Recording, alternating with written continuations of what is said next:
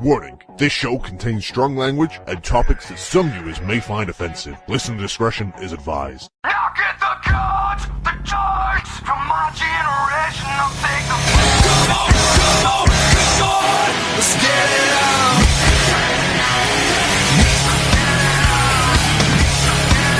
Go get the lost, the money. We're in this together and do it all. They said that nothing's forever, and they refuse to see the change in me. Why won't they wake up?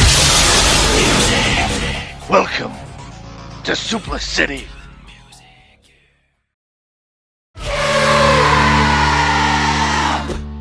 Hello campers and welcome to the first ever edition of Camp WWE Review. I am Andy Kwan and with me, well this is the first one so not as always but will be as always, is Liam Dunn.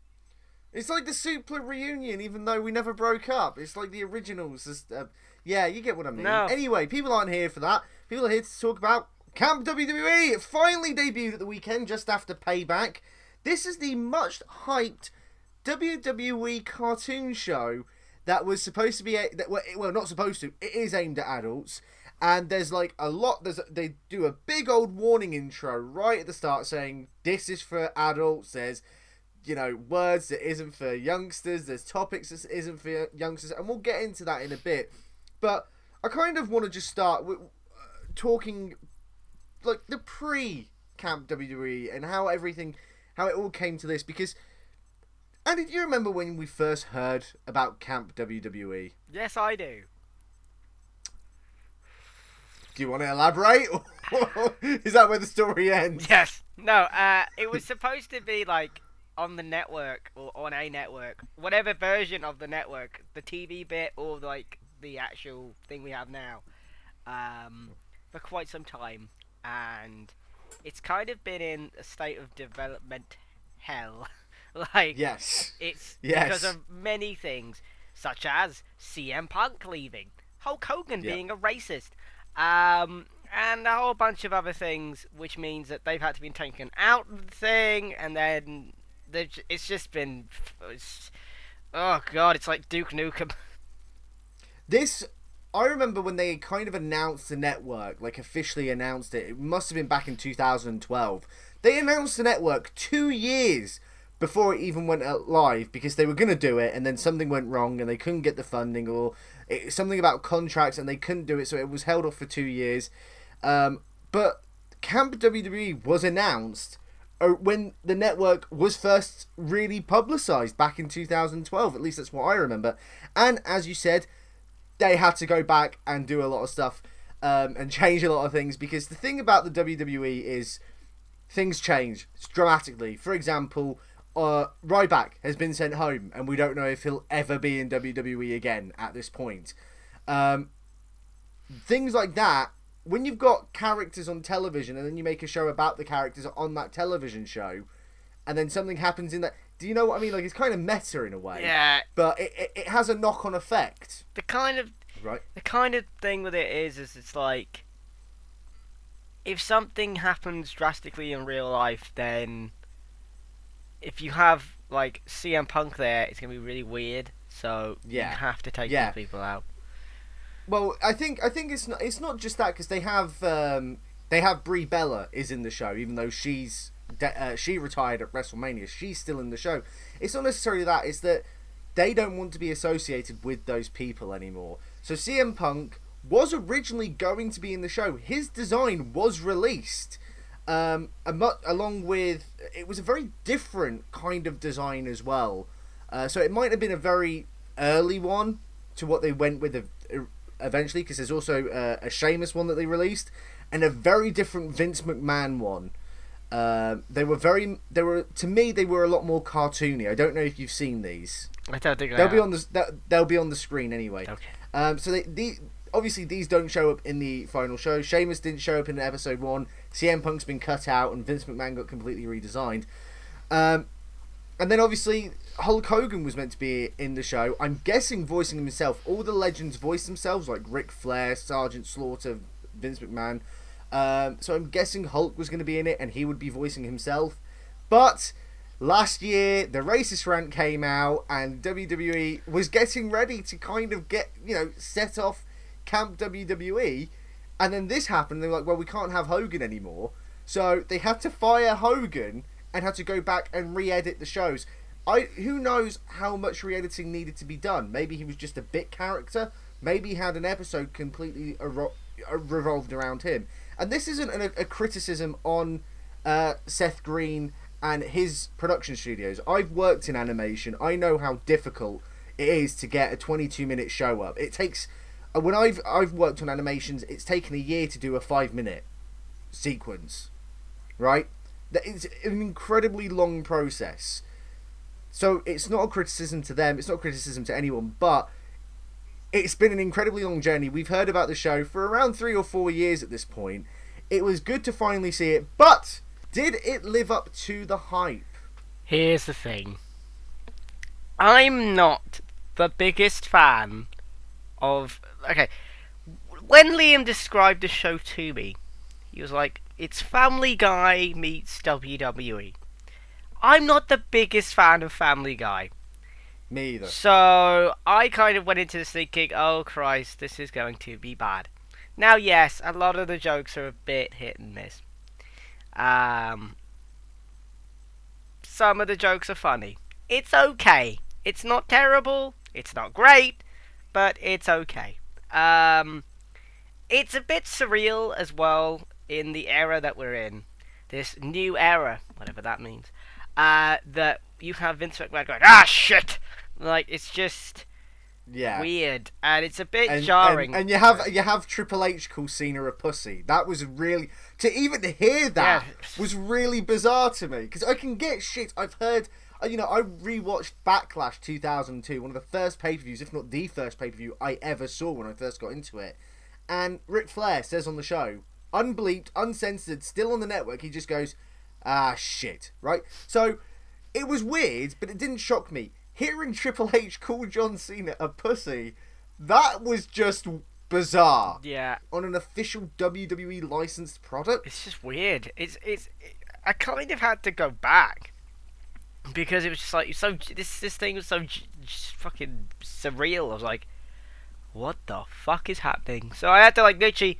go back 5 minutes and be like, okay, right. But because it's just so weird, and I might have to even go back to it again and like rewatch it, because I'm just like, why the fuck is Vince McMahon like? It's like, shit. I'm like, So yeah, it's kind of a bit weird, and I was kind of sad when it weren't actually Triple H and Stephanie. I was like, oh, come on, how hard would it have been? Well, if you've been watching the marketing that they're doing for it, they've released a lot of behind-the-scenes stuff. Triple H himself does eventually voice a character in the show, but he voices Triple H's dad, Quadruple H, right? But the joke is that his friends call him Quad. I don't know if that is like a reference. Of course it is. Like... He's got 2 metal legs. Of course it is. Like, I get, Quadruple H, but they call him Quad. Well, hang on. Trips has had problems with quads. So, anyway, that's another discussion later on when we get to that episode. Right. I kind of want to just, before I go into my points of view and my review, I kind of just want to talk about the actual show itself and what happened. It was the pilot. So, they kind of introduced everything. The show starts off with 2 unnamed, never-seen-again characters going to Camp WWE. And, yes, it's very Family Guy-ish, because Vince McMahon's face is carved onto a tree. And as they drive through it, because he's still talking, as they drive through it, he starts chewing the tree. So, like, it's weird, right? Anyway, that's kind of just there to set up what the show is. But the main plot is that John Cena's starting to feel homesick, and Vince McMahon... I can't believe I'm actually even saying this. This is just weird to even say. Like, do you know what I mean? Yeah. Like, it's just a Bear weird in mind, thing it's to not say. actually John Cena. It's like Junior John Cena, like as a child. Yeah, right. So it's like baby John Cena is at Camp WWE, and Vince McMahon's there, and he starts to get homesick, which apparently gets everyone else homesick.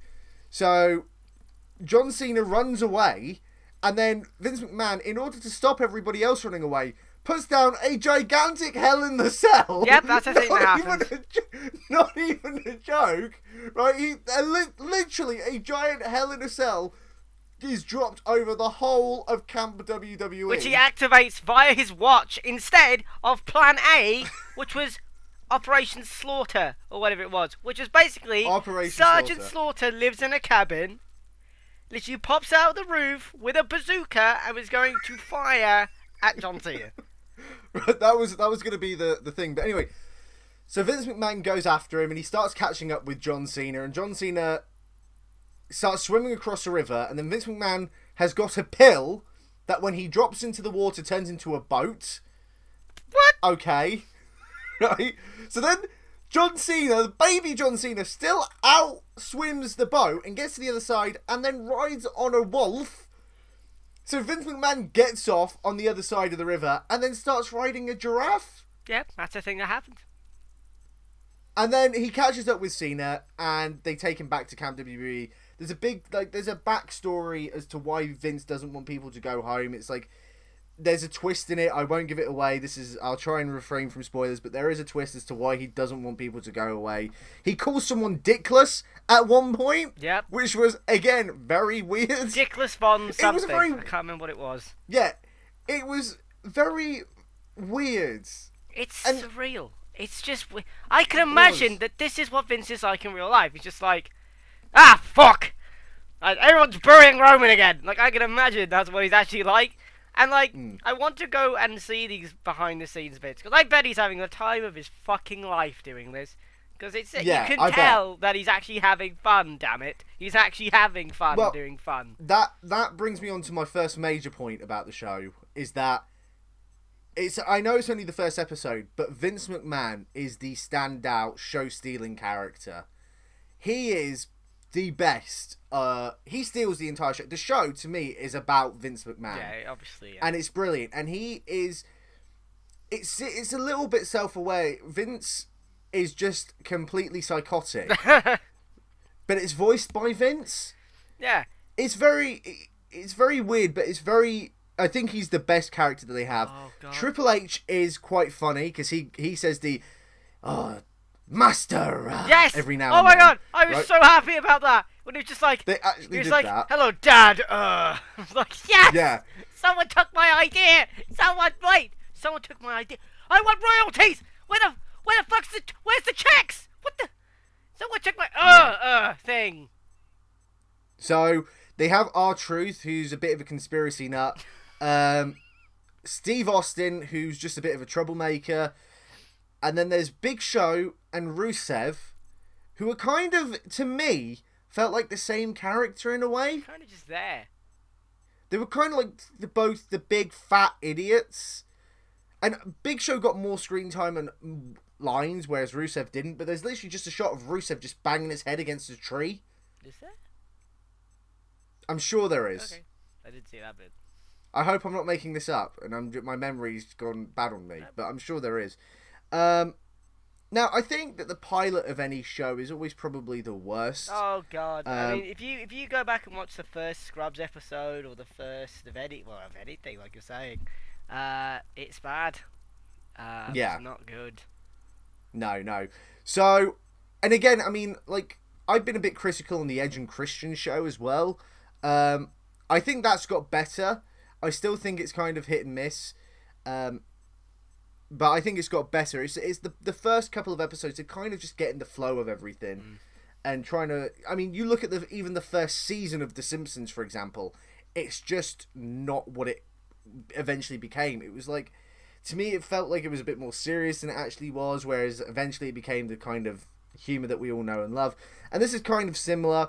Now, like Andy said, it's very Family Guy-ish. And I am not a Family Guy fan. And I knew it was going to be Family Guy-ish going into it. It's Seth Green. He's one of the guys on Family Guy.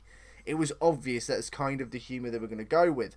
So, for me, if it wasn't a WWE show, or it wasn't about WWE, if this was just meant to be a show about kids at camp, it was the same kind of humour, Same swearing, same. Which, by the way, they don't ever drop the F word. No, I've I swear noticed that. they did. No, I couldn't hear it. I heard the word fuck. I swear I did. Whereabouts? I swear Vince says, fuck. I swear he says fuck or something. Somebody says I thought fuck. it was shit. I thought he said shit. Somebody says fuck, I swear. Also, what is it? Sorry, I've just remembered one bit. I think I locked this out on my memory. Didn't Ric Flair go off with a bear at some point? Yes, Ric Flair fucked a bear. He fucked a tree. He fucked a tire. He fucked... What else did he fuck? A washing machine? This was a show licensed by WWE, and you've got Ric Flair fucking an animal. Yeah, In it. I say fucked a tree. He didn't really fuck Oh, he and was something dry slightly humping the tree. racist. Something slightly racist as well. Really? Well, he was like... Vince was like, do you always say woo to everything? Oh, He goes, yeah, his Asian "Well, friend. Yeah, his Asian friend, John Woo. And he goes, hey, Rick. And he goes, woo! It's like, okay. I was just like, what? So, ultimately, if you're a Family Guy fan, I think you'll get into it, because it's very Family Guy humour. If you're a WWE fan, I think you'll tune in just to see how bizarre it is. Oh, I love how Undertaker loves death as well. Oh, yeah. But it's like, it's not necessarily a bad bizarre, it's just bizarre. Yeah, I mean, Do you know what I mean? it's not gonna like good or bad, it's just... It's gonna take a lot of getting used to. I think is kind of the main thing, because it's just weird. It's weird going. Then it's just going. I love the Hindenburg. I'm like, what the fuck? Oh god! Like, to try and calm down, he listens to the Hindenburg disaster. It's just like, this is great, and he's just like, mudslides. Yeah, boring. I turns it off. So, I mean, Vince was the best character. I'm interested to see what they'll do with Ric Flair, because apparently episode 2 is going to be a Ric Flair and Rock show. It's going to be about The Rock losing his eyebrow, and Ric Flair is going to be helping him try and find it. I am interested to see that dynamic. You know what? I'm going to have to start watching this, aren't I? Fuck's sake. There's too much content! Stop! There's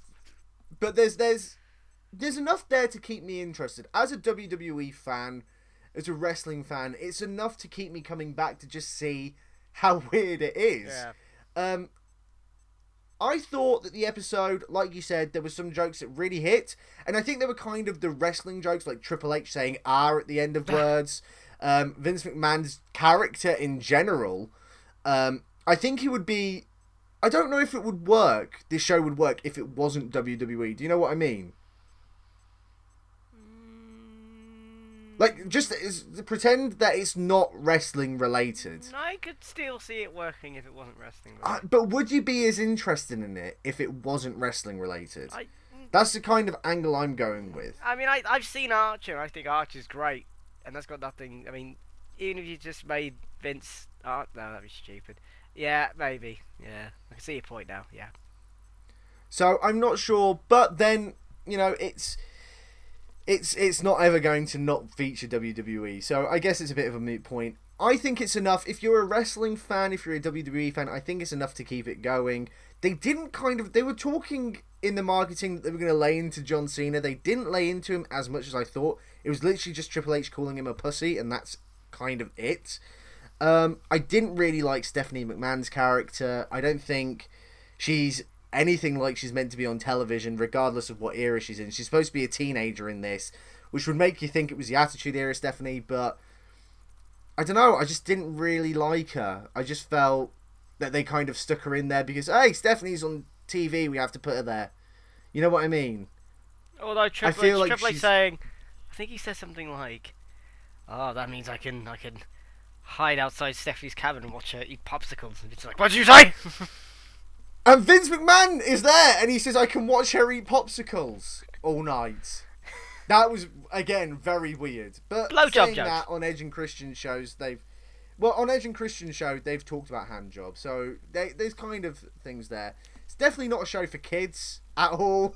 Don't let your kids watch it. Do not do that under any circumstances. When they say, do not watch this and put parental controls on, if you have a family, do that.